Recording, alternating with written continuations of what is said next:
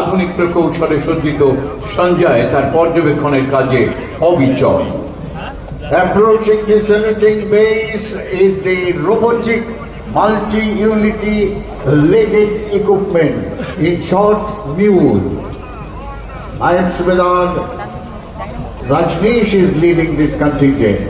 High endurance, agile and durable, all-weather ground robots can climb stairs, steep hills, cross hurdles, and can operate in extreme temperatures, roughly from -40° to +55° Celsius, and can carry a payload of 15 kilograms. This multi-utility warfare scenario. They can also be used for explosive detection and disposal, intelligence, surveillance, and recognitions. We have so far inducted 100 such units in various units in our army. অসাধারণ একটি দৃশ্য। এই multi ইউনিটেড legged equipment mule Sanjay অভিবাদন জানাচ্ছে অভিভাবক মঞ্চের সামনে।